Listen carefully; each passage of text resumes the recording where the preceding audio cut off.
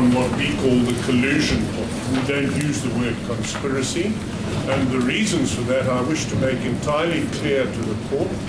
We can never succeed on paper before this forum on those allegations. They may or may not live to surface on another day. Yes. Having said that, I must concede that they are irrelevant, and we, unlike my learned friend, are content to take our punishment and have the impugned paragraph struck out. That is Made by your client? made by our side. Okay. It follows axiomatically. Now, we wish our learned friend would do the same, but he does not wish to have the FIC certificate struck out, and in fact, he went so far as to suggest that you should permit it to remain so that he can address argument on it during the course of the discourse on the merits. And that defeats, of course, the entire purpose of the exercise which the learned judge president suggested to us. We wish to know what is relevant and what is not relevant, because it makes a big difference to this case. First and foremost, the FIC application, if you strike out the certificate, falls away altogether, and I withdraw that. If you strike it out. And let me say immediately, I withdraw it, and insofar as the costs are concerned, we would ask you to hear argument on the costs during the course of the argument on the merits. That is of the FIC application.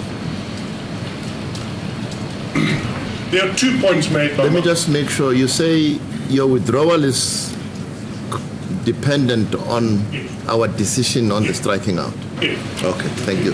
If my learned friend wishes to contend that these transactions, the rate of the at least not the transactions, but the reporting of the transactions, the rate at which they increased during the period covered by the certificate is relevant, then we would have to delve into it and see why. We don't wish to do that because at the end of the day, as your ladyship pointed out with great respect, the minister was aware of his legal position. The legal position has been imported into the notice of motion as prayer one. Now, the certificate does absolutely nothing to enhance or detract from that legal position. After all, my learned friend, Mr. Gauntlet, did not have the certificate on either occasion when he put pen to paper. And it is upon his advice that the minister acted. We don't know whether he gave subsequent advice to launch this application. We don't have the benefit of that opinion. Now, my learned friend did suggest, we think with respect sotto voce, that the certificate was important in order to show that this application should be brought with expedition. Well, the facts with respect belie that, because the minister knew in April about the closing of the accounts. Certificate or no certificate, the certificate was only asked for in August, and the motion was launched in October. So it didn't contribute to any expedition with respect. And then the second point is, I did say I would give the court a reference in my learned friend's papers to a concession that he in fact is able to obtain the relief without the certificate. One would have thought that would be the end of the matter. I'll just give you the reference. It's in the record.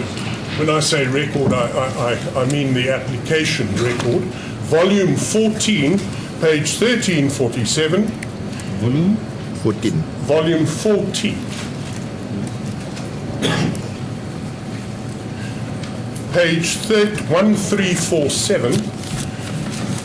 It's the final sentence in paragraph 89, which commences on page 1346. But even without it, that's the certificate. It's page 1347. But even without it, the relief can be granted, as Oakbay concedes. What paragraph in page 1347? The paragraph commences at page 1346. Okay. Right at the top. 89. And it's an argument about the relevance of the FIC certificate. But the conclusion, which the minister comes to at the end is, but even without it, the relief can be granted, as Oakbay concedes. I'm not going to ask the court to go to the references, but could I just give you the references? These are all in volume 14. Para 49, page 1335. Para 87, page 1346.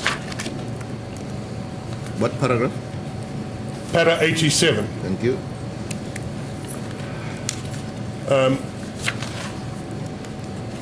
I've read para 89, para 90, page 1347, and para 179, page 1374.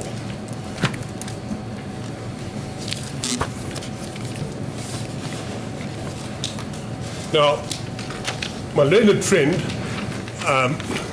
of course, traipsing into the field of the merits, suggested that what was relevant about the certificate was not only the fact that there were reported transactions, but it was the scale and the frequency with which or at which these reported transactions were made in the certificate, particularly during the course of 2016. But, my lords, it's a matter of logic. When the banks close all your accounts, the money has to get out. They tell you, take it out. And it is only to be expected that whatever money is there, however large the transaction, it should be removed. Now, how can the mere fact that you have acted in accordance with the bank's injunction to remove your money prove anything?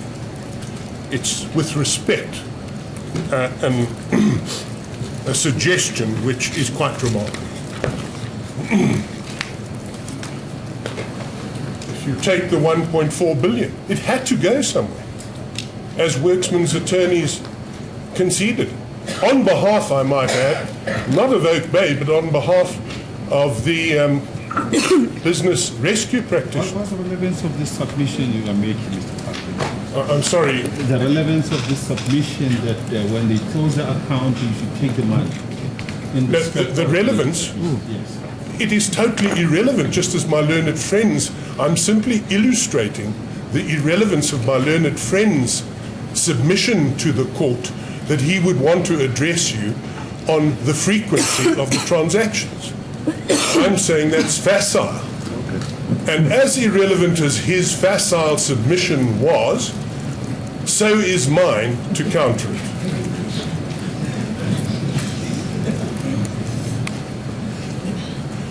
I suppose I can do no better than quote from the horse's mouth. This is a media release by FIC itself, which is to be found at volume 13, page 1214. And the media release is there to be read.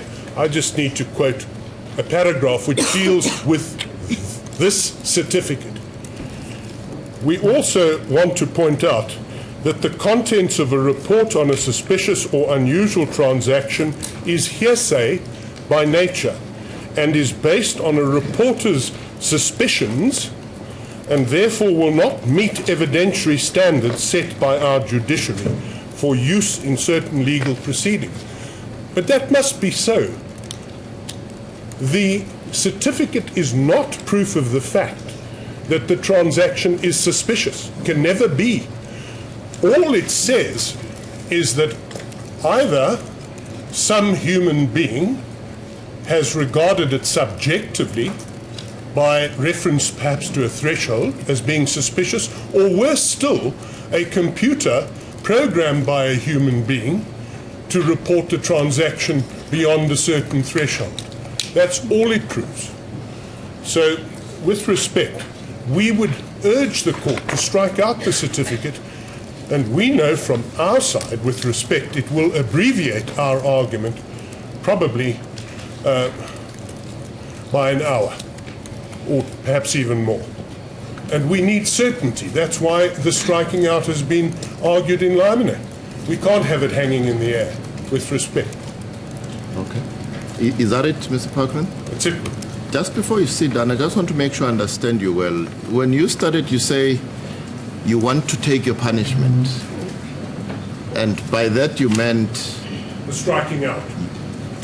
the striking out of what your client said. Yes. Okay.